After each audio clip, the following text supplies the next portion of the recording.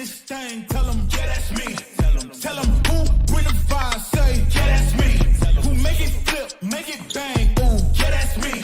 Who make the party feel alive, tell them, yeah, that's me. Whoa. Yeah, ooh, yeah, that's me. Who that chillin' at the top, tell them, yeah, that's me.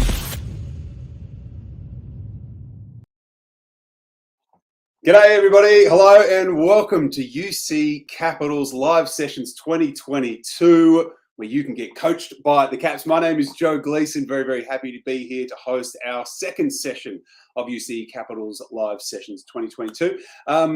This is a great little chance for everyone to get up close and personal in a digital sense with our Caps players, ask them any questions that you have on your mind. This time, just like last time, we have invited all of our local Indigenous basketball players with the help of Basketball ACT to come along and join us. And of course, the Warriors Basketball Club, who have a really great focus on reconciliation. In fact, their club motto is reconciliation through action. So welcome everyone. Thanks for coming back again and getting amongst it. Welcome to everyone who may be watching this after, because we do make it live and available for everyone after we do the live session, but we do have a nice little intimate crew with us to be a part of it as we go live. A little bit of a difference this week though, we have extended the invite out to our basketball communities, our basketball fam in northern New South Wales and southeast Queensland in those flood affected areas. We have heard that it's obviously pretty full on in your area at the moment, and we hope you're staying safe. And it's probably pretty difficult for you guys to be getting along to your basketball stadiums, getting out and playing basketball at the moment. Training is going to be hard, playing games is going to be hard. So we would love for you guys to be a part of this as well. Stay safe and welcome. Thanks so much for coming along. If you do have any questions, do feel free to throw your questions in the comments section on the side there, and we'll try and get to everyone's questions as we go along. Before we go any further, we'd like to acknowledge the traditional custodians of the land on which we are meeting and doing our live show from here today, the Ngunnawal people, and pay our respects to their elders past, present and emerging. And also a big thank you to the ACT government, who makes us, us doing these kinds of things possible. And a word now from our minister. Thanks everyone for being part of this great online program being run by the Canberra Capitals. I know you'll see real great improvement in your skills, and we'll see you well in your basketball journey. Thank you very much, Yvette Berry, Minister for Sport and Recreation. We do have two absolute legends coming on with us today for you. A bit later on, we're going to drag our awesome import, Britt Sykes, aka Slim, to have a chat about her basketball journey, how she found herself here in the WNBL and that journey to the WNBA over there in the States. And up first, our young gun, of course, a star of the Gems, went overseas, scored herself a silver medal, has been playing awesome for the Caps for the last couple of seasons, started off in the hub, so went through the school of hard knocks in her first season, and let's check out some of Jade's highlights from this season before we have a chat to her. Clock up a few minutes today. Melbourne with 10 to shoot. Well guarded by McKay. Good defense in the zone here from the Spirit. Forces a Melbourne triple, but she's too good. Kay again screaming for it on the inside and just can't quite get the love she was after off the glass. And Melbourne sprints inside, gets the contact, count the points. She's going to the line for an extra. So Smith trying to work in the key off the hands of Bunton. Smart tidies it up. Another opportunity here for the Caps. Wide open Jade Melbourne, and she's getting hot. Jade Melbourne, hello and welcome to the session. How are you? I'm good, thanks, Joe. How are you? Yeah, really well. Thanks so much for taking a bit of time out to catch up with us and share a bit of your story and answer some of these questions a bit later on as well. Let's talk a bit about your journey. We heard from Kelsey Griffin and Abby Capillo last week, and they both had really different journeys to the WNBL, and I'm sure yours will be unique as well. You're from Victoria. Have you got some really early memories of playing basketball down there and how it all started for you? Yeah, I guess for me, the reason I got into basketball is because my nan brought me a basketball hoop for Christmas. So Nan brought me a hoop, and then ever since then, just was obsessed with the game. I was like nagging my mum. I was like, you got to get me into a basketball team. I want to play. I want to play. And then mum got in contact with someone she knew that was involved in basketball, and then started playing with a bunch of girls. We were really good, and then I just kind of fell in love with the game and loved it ever since. So I then asked mum if there's anything else I can do. So she got me into the local rep team, where I played. Shout out to Traralgon T-Birds from under 10s all the way up to 18s, and then gradually from there I just started getting involved in some all different things. So I got involved with like the Basketball Victoria country, because Traralgon's a little country town, so I got involved in that pathway. And then was fortunate enough to make some state teams, and then that kind of gave me some exposure to make some junior national teams. And then I eventually got myself an AIS scholarship, so I started there in 2019. And then from then on, the only reason I got into the hub was Goz called me one night in October in 2020. I distinctly remember it because I was like what's going on here? Like, why is Paul Goris calling me? He left a voice message, and then got in contact with him, and he said, hey, we've got one spot left for the hub. Would you like to come? And I thought it was the coolest thing ever. So the next day I was at training, and then I got involved with the Caps, and I'm still here today. I love it.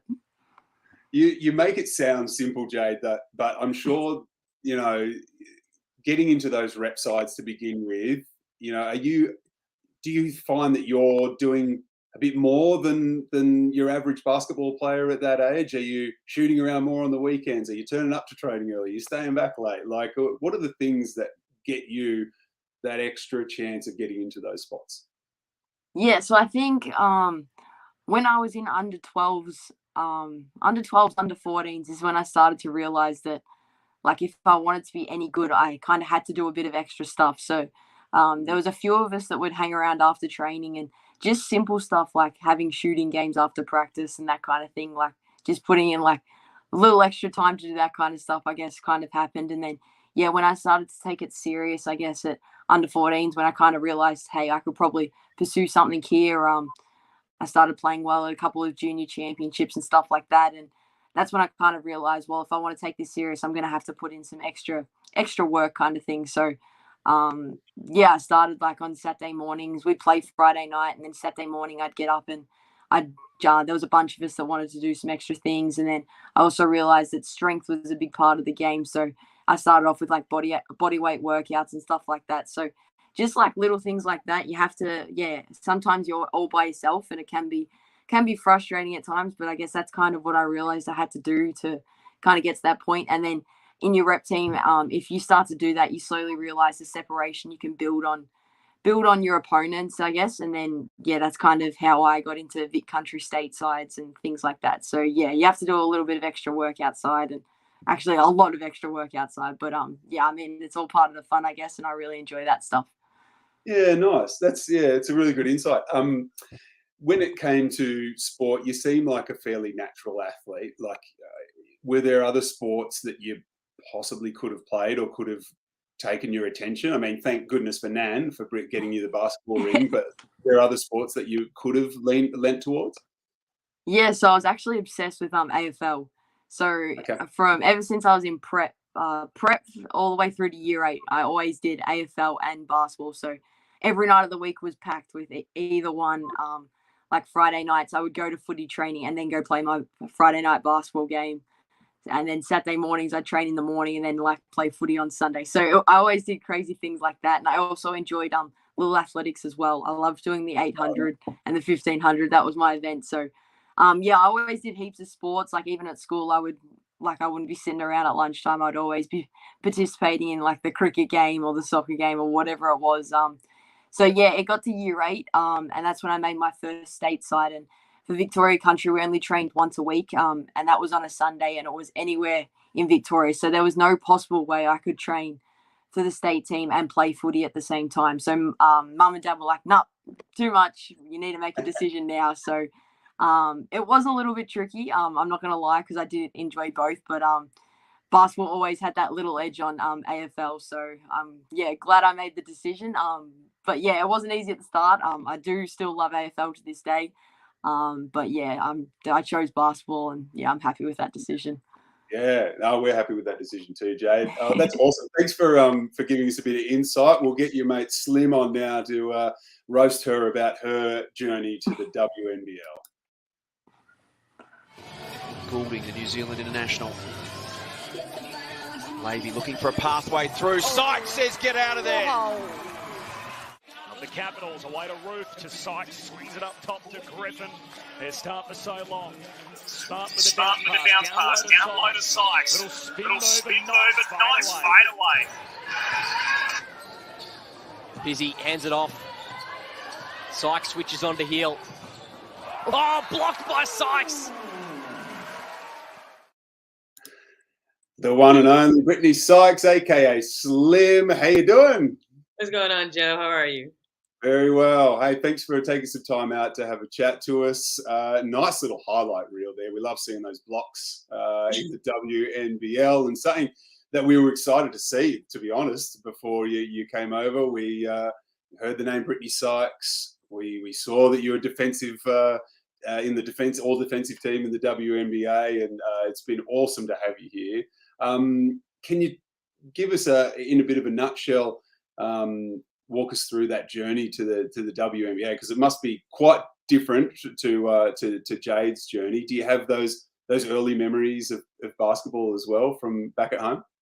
Yeah, it's funny because I started playing basketball because of my 3 older cousins. We were in the backyard at my grandparents' house, and if I was like 3 or 4, they probably had to be maybe 10, 11, 12, and they would try to kick me out purposefully from playing because I didn't know how to pass the ball yet. And so one day one day I just thought, maybe I should lock them out. That way I can stay outside with them. And nobody was home at the time. So I ended up locking them out. And from then on, they realized, okay, she really wants to play with us. And I kind of started getting a knack for it. Maybe like 5th grade was probably the first time I played like organized basketball.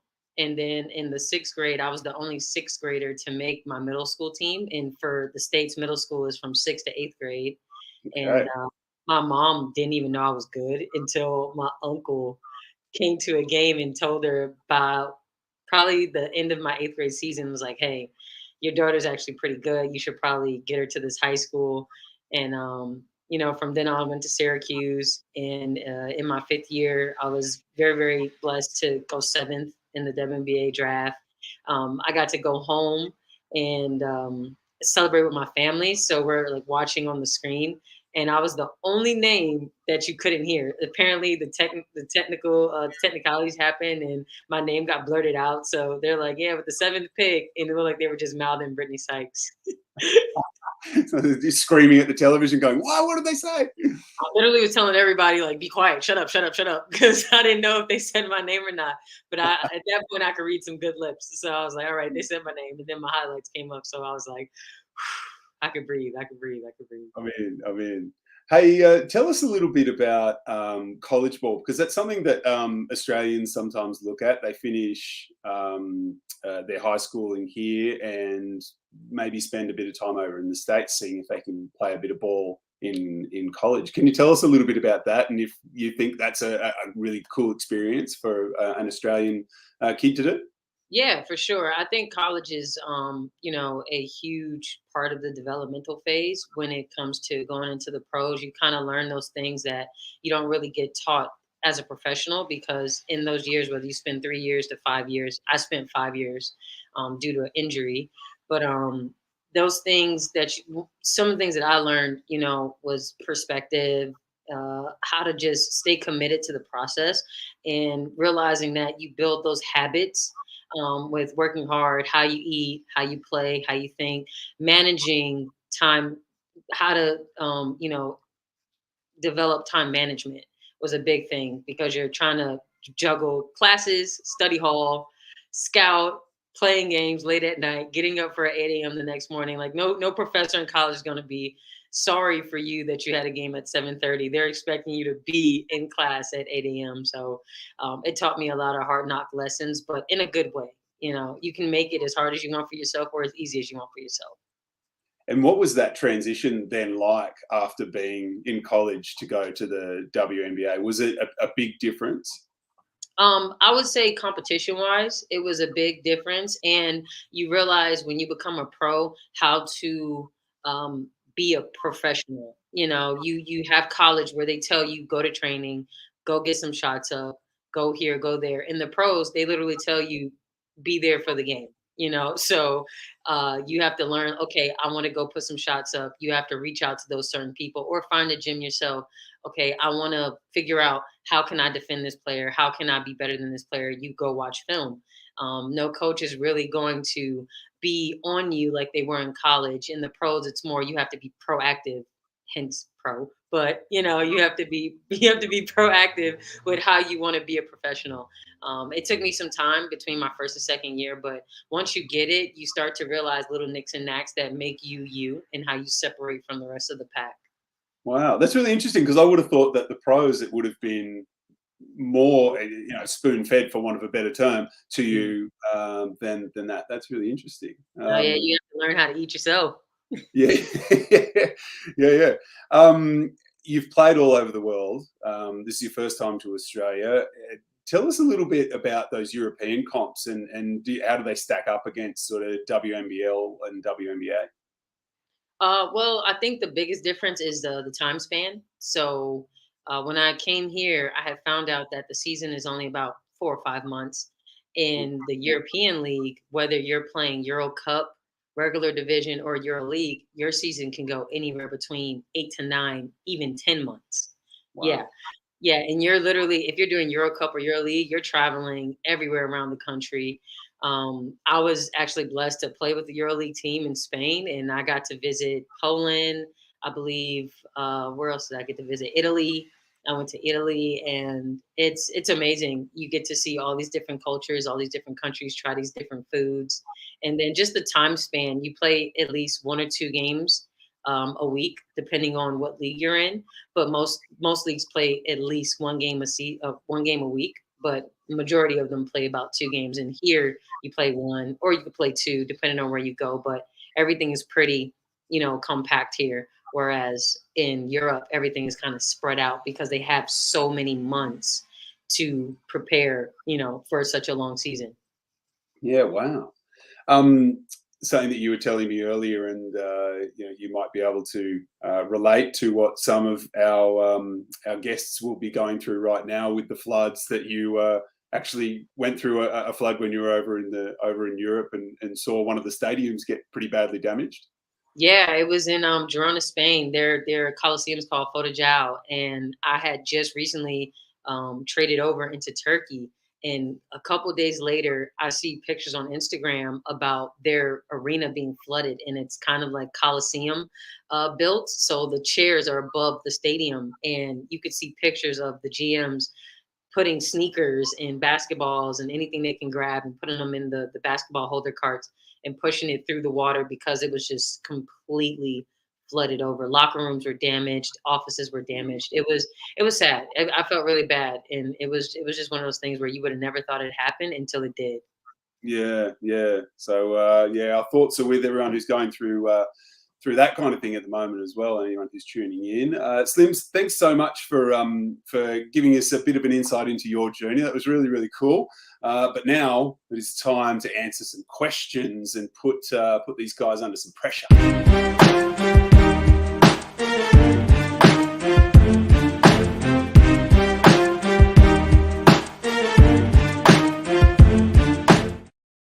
All right, let's do this. Let's see if we can put these guys under a little bit of pressure here and throw some tough questions your way. If you do have any questions at all and you're just thinking of them right now, you can pop them in the comments section. We're happy to have a crack at them and see how many we can get through.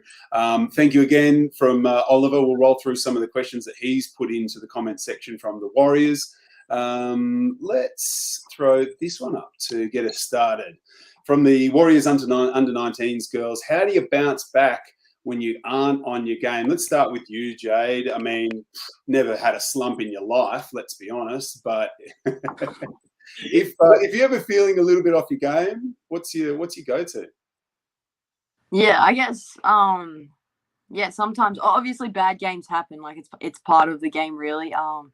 And sometimes too, like I'm someone that does put high expectations and pressure on myself. So it does happen sometimes that I have a bad game and I can be feeling down about it and stuff. But strategies I kind of use is I kind of like reflect on it a lot. I like to just replay like mistakes that I've made and kind of think of what I can do better.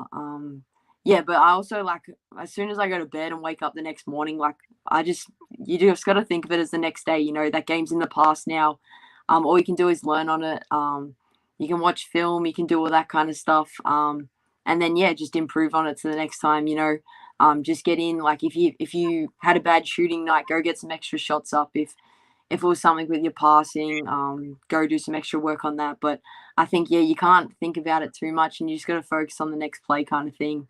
Stay positive and upbeat, and then yeah, just on to the next game or the next practice. What about you, Slim? Is there anything that you do if you find yourself feeling like you're in a bit of a slump? Yeah, I think for me in game, I usually try to say if I'm having a bad shooting night, I usually try to dig into my teammates and try to breathe positivity in them because sometimes you can get kind of so consumed with yourself and you can be thinking, oh, I'm having a poor game when there's so many other aspects of the game that you can become, positive in. If it's a bad shooting night, be a great assist maker. Go get every O board, that you can get. I mean, even recently with, our loss to Melbourne, usually after, bad games or, a loss, I kind of just watch the game. I give myself a rule. I have 12 hours to sulk about it. And after those 12 hours, it's on to the next one, because if you keep that last game lingering for too long, it affects how you prepare for the next one because you won't have enough space to allow yourself to prepare for that next one. So I give myself 12 hours. I watch the game back. I yell, hit the camera, whatever I need to do. And then I let it go. I just let it go and I keep it pushing. That's awesome. I love that time limit. It's like, okay, after this, on to the next one. Yeah, that's great. We've got another one from the Warriors here, under 12 girls. How do you decide whether to bounce pass or chest pass? You're in the middle of a game, Jade, and the pressure's on, Slim's screaming at you. How do you decide how to make a bounce pass or a chest pass? Yeah, Jade, how you decide? Damn, how do I decide? All right, so I think it's all to do with like what the defense is doing. So if the defense has their hands down, you're probably going to make a chest pass because it's going to get deflected if you bounce pass it into their hands. And if it's up, you're probably going to either fake a bounce pass or something like that, but then you're going to bounce it like underneath their hands so they can't steal it because like Slim's got long arms and she's going to steal the ball if you throw it the wrong direction and stuff. And you're going to learn quickly in practice. So, but yeah, it's all about, I guess, reading the defense and then just like making the appropriate pass. Sometimes it depends as well if your teammate wants it high or low, I guess sometimes. So often post players like won't want to a bounce pass because it might be too low for them. So you might need to throw it up a bit higher and stuff. But yeah, it really comes down to that kind of stuff. But most of the time it's about reading the defense and then making the appropriate pass. So for me, most times it comes on instincts. But then, yeah, it kind of comes naturally over time when you play more and more basketball. But that's my tip. Read the defense. Nice. Would you agree with that, Slim, as our passionate defender? Is that a good call from Jade? Oh yeah, Jade should know. I get on her all the time in practice. Oh, I know. Yeah, the only other tidbit I'd add is just fake a pass to make a pass. Usually when you want to get the defender to move their hands or do something that you want them to do, if you want to make a bounce pass, fake it high, hit low. If you want to make a high pass, fake low, hit high. Just to get them to react, to make them do what you need them to do so you can make the proper read. You guys have a really fun relationship, actually. It almost feels like this big sister, little sister thing between you guys. And Jay was talking earlier about doing this extra stuff, getting some shots up and having some practice after everyone else is gone. And it's not unusual for you guys to hang around after practice, play a little bit of one-on-one. Is that just for fun, or is this actually is this bragging rights, or is this actually for developing skills, Slim? Is that to me? Yeah. Oh, yeah, I mean, yeah, no, I mean, it's for fun, obviously, but Jade has so much potential, and after I think it was the first practice we had together, she crossed me like twice, and I'm like, hey, who is this kid? Like who is this 19-year-old kid that could, that crossed me up, and I see something in her, and I always say, I wish I had a me when I was her age, and for her to be 19 and to be a pro and to be around players, like not even just me, but Britt Smart, KG, Paul, like to be around such great company. I just want to make sure that I'm doing my job to pay it forward. So when we play those one-on-ones, usually there's a couple of teaching moments in those one-on-ones, and I tell her just how to read the defense, how to make a defender do what you need them to do, because I mean, there's very few players that really can get by me. Jade's one of them. Can't believe I'm telling her this, but hey, it happens. But she's so quick and she's so fast. So I try to give her those tidbits, because I told her when we first started together, if you can beat me in defense half the time, there's nobody that can stay in front of her, because nobody's gonna play defense like I play on her. So once she masters that, and I'm in trouble. So it's okay. That's And awesome. then That's really good. I'll give a shout out to Slim. So like Slim has been someone that's like taken me under a wing essentially, and been like a role model for me. So when we first came in, like we had that kind of conversation kind of thing, and then she's like always on me at practice. She's always giving me pointers and stuff, and I'm very thankful for that. So like after games, like we'll watch film and she'll break down just little things that I don't even think sometimes are like important, but she'll pull me up on it and stuff like that. And just it's always constructive, and it's definitely taken my game to the next level, and I'm super fortunate to have such a good teammate like her. That is awesome. Nice work, guys.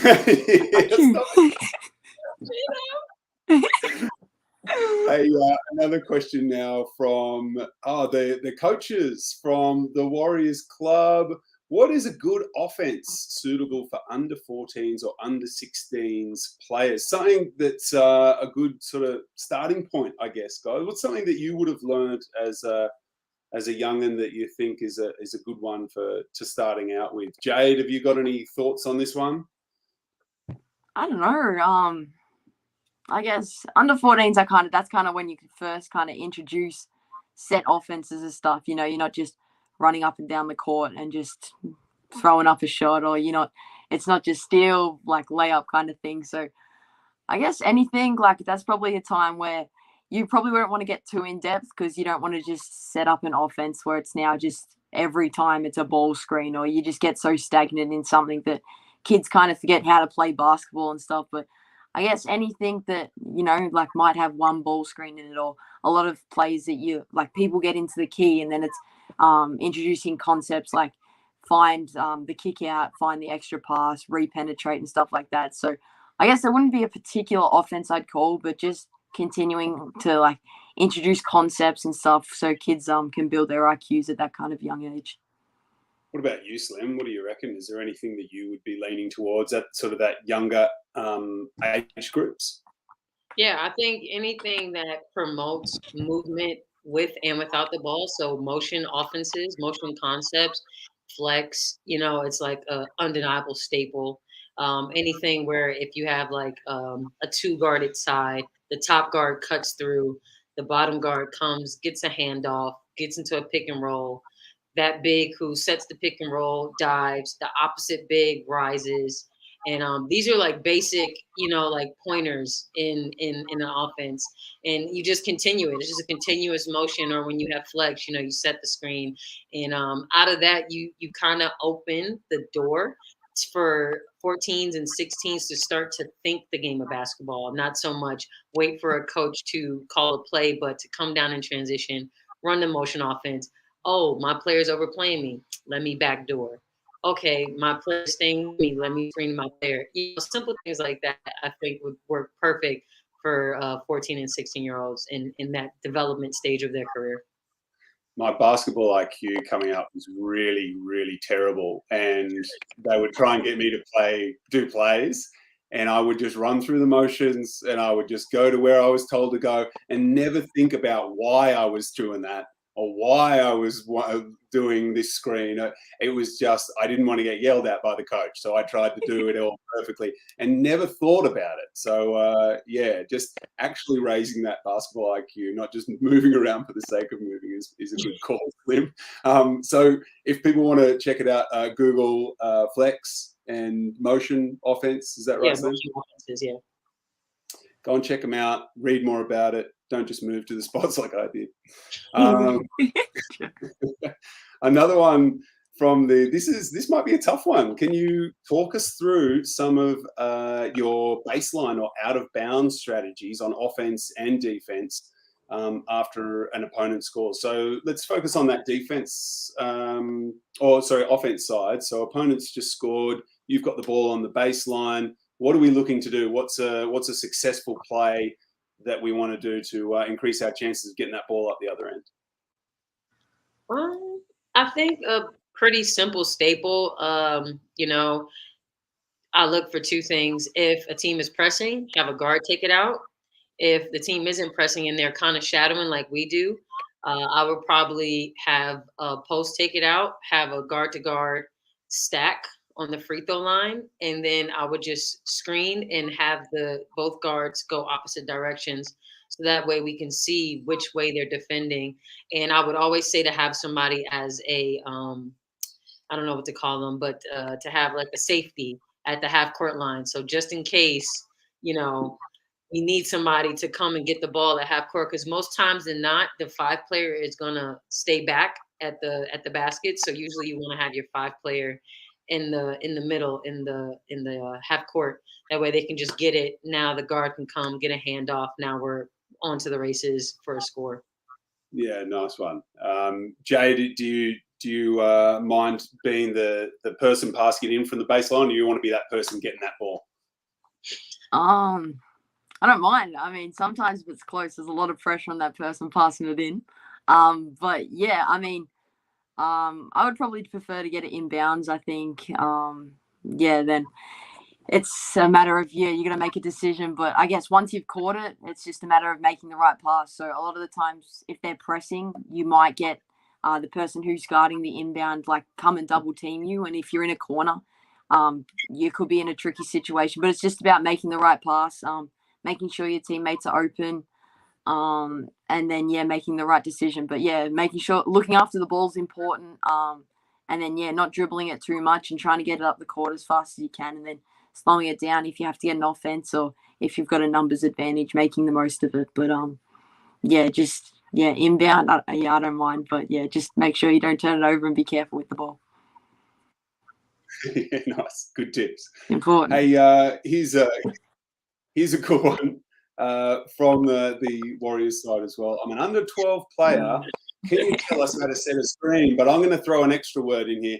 Can you tell us how to set a good screen is what we're going to throw in there, because there's screens and there's good screens. Slim, what advice would you give to someone? I mean, you would have had plenty of people setting screens for you. What's a good way to throw up a good screen for you? Well, I will have to say, Joe, I enjoy setting a good screen, okay? Because the number one rule I always remember, and it wasn't because like I wanted the ball or I wanted to score. My high school coach always told me the better screen you set, the more open you become. So if you have that intention in going to set a screen, usually for me, when I go set a screen, I try to look to see where my defender is, one. Well, not my defender, but the teammate I'm going to screen, where the defender is, what play is being ran. So what is the intention behind the play? Are they going to get going to the basket for a layup? Are we sending a pin down for them to get a curl jump shot? So let's just say, for a simple fact, we're just setting a screen for them to get downhill. For me, I would go and set the screen on an angle where your butt is the direction that you're sending them. So if I want to send them downhill, I want my butt to face the baseline, but also I want to protect my chest. So I'm going to cover my chest. I'm not going to push forward, because usually refs like to call offensive fouls. We've been in the weight room too much, So Yeah. So, and then usually you just want to make sure that your knees are shoulder width apart. You don't want them wider than your shoulder because that's also offensive foul. And the last tidbit is to go head hunt. And what I mean by that is to go screen the person. Don't wait for the person to run into you. You go hit them. So that's how I go set a screen.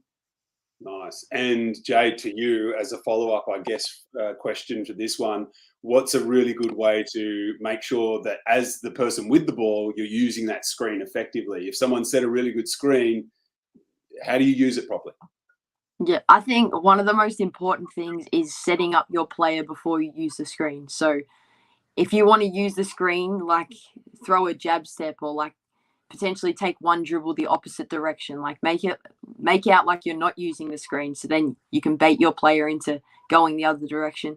And then if you can get them below the line of the screen too, that's also really effective. So then once your screener has come and set that screen, you've got lots of room, and they're more likely than not going to run into that screen. So if they run into the screen, it becomes a 1-on-2. You've either got a layup or you're going to find your big person potentially, or it could be a guard, but you're going to find them either rolling and getting on the rim or popping, and they're going to be open. So yeah, but that's the key. Set up before the screen's really important. So yeah, force them under, act like you're going away from it, and then come off it really hard, look to score, and then read and react as the defense comes to you, and what they give to you and stuff. But that's the most important thing, I think. Yeah, nice. Thank you, guys. That was really cool. Hey, let's. I think we've got time for a couple more before we let you guys go. Let's talk a little bit about sort of the mental side of the game, because there's a couple of questions from the Warriors crew that sort of delve into that side of it, and we touched on a little bit of this with Kelsey and Abby last week. So if anyone watching hasn't seen that little session, I encourage you to go back and check that out.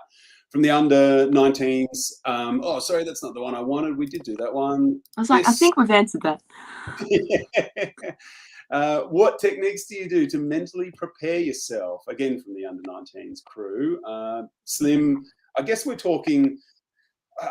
talk also specifically just before a game, but there's so much more to it than that, isn't it? Is there sort of some things that you do to keep yourself in the right headspace around games and just in general, I guess?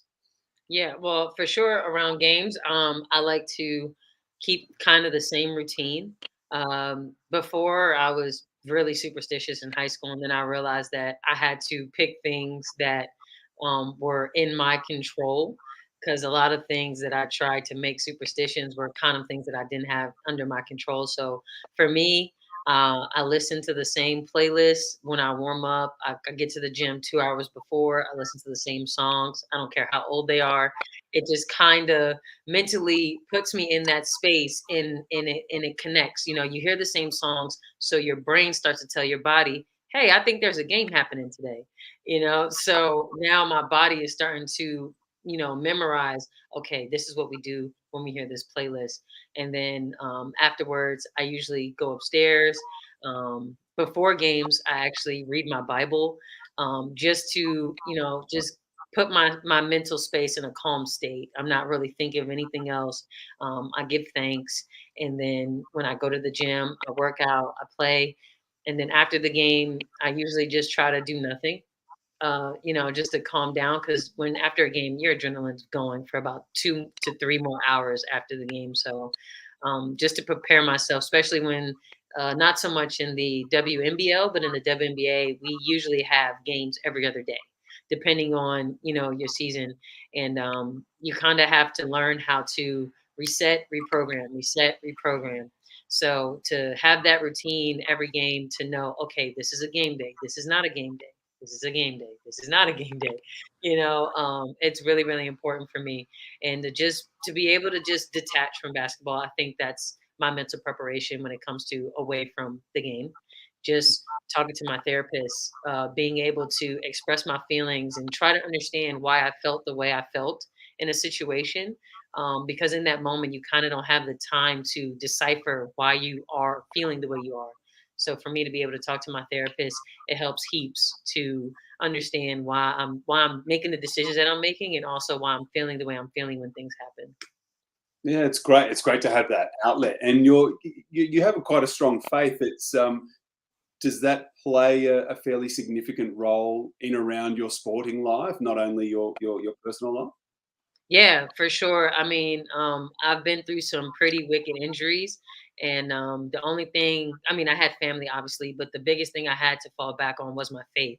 My faith is what really got me through those really dark times in my career where I felt like, okay, this it isn't it, but it's it right now, you know? So in those moments where I just felt like my back was against the wall and I didn't have anywhere to go. My faith, in belief in God is what really carried me through those nights where I couldn't sleep, or those games where I'm scared to death because I'm coming back from an injury and I don't want to hurt myself again. The faith to know that what I went through, I wasn't alone. I was able to pray about it. I was able to talk about it. So, I don't even think about it anymore. When I go play games, I don't think about the injuries that I've been through. I think about how I made it through and how I'm able to, like be here today and even talk to you guys about it.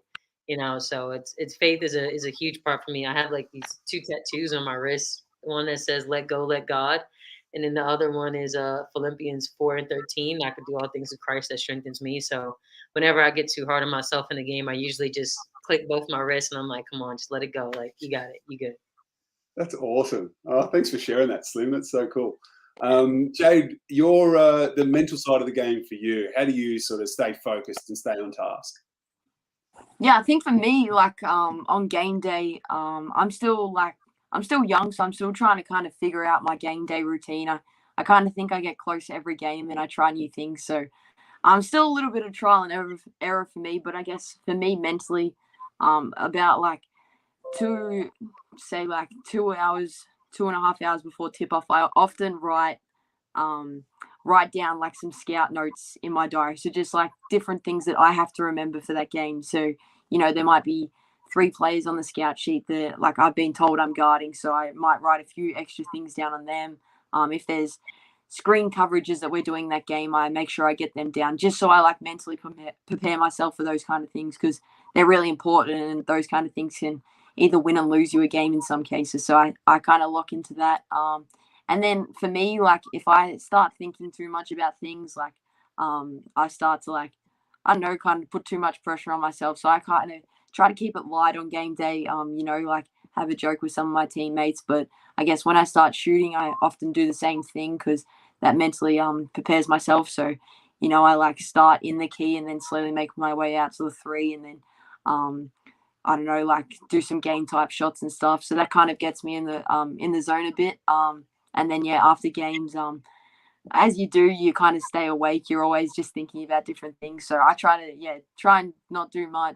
Just eat dinner and then kind of go on my phone, talk to mum and dad, stuff like that. But yeah, that's kind of like how I do it. But as I said, like I'm still working it out too. So I'm slowly getting closer to like a game day routine and more things that I can do on the mental side and stuff like that. But yeah, it's all still a work in progress for me as well. Having that strong connection with your family is important to you, Jade. Is that something that's pretty important to just staying mentally focused and being able to debrief with family and stuff after games? Yeah, I think so. I think like my mum and dad are super important to me. Like I wouldn't be in the position I am today without them and stuff. So mum always texts me the exact same text. She just says, "Go, good luck. Go out there and smash it, and just be you." And always uses the same 2 emojis and stuff like that 4-leaf clover, and it's cool as like I love it. So that always just gets me like in the mood. Like yeah, I know I've always got my family support, and then they're always there. Yeah, if I need to get something off my chest after games and stuff, and they're always there to listen to me and give me advice. Sometimes they don't know what they're talking about in the basketball sense, so it can be a little frustrating. But I mean, yeah, they're my biggest supporters at the end of the day, and that connection I have with them is awesome. So yeah, it's definitely super important to me, and I love them. Awesome. Thanks, Jade. And shout out to all the mums, the dads, the grandparents, the guardians that are helping out everyone get to those games and show them the support and love that they need to get through some of those tougher games. And a massive thank you to our 2 guests today. Thank you very much, Jade Melbourne. Thank you very much, Brittany Sykes. Guys, you were absolutely awesome today. Thanks for letting us into your world and answering some of those questions. Thank you to everyone who's tuning in right now and everyone who's going to tune in the future and check it all out. We really appreciate it. And hopefully we can get you back for another one real soon. Guys, thank you again. We'll talk to you soon. We'll let them go. Jade, Melbourne, Brittany, Sykes, as their faces disappear from our screens right here on the UC Capitals live sessions. Thank you again for joining us, and we'll see you next Wednesday, 5 p.m. I believe we're going to be back into it again, and hopefully you can join us then. Thanks, guys. We'll see you soon. Who the best in this thing? Tell them, yeah, that's me. Tell them who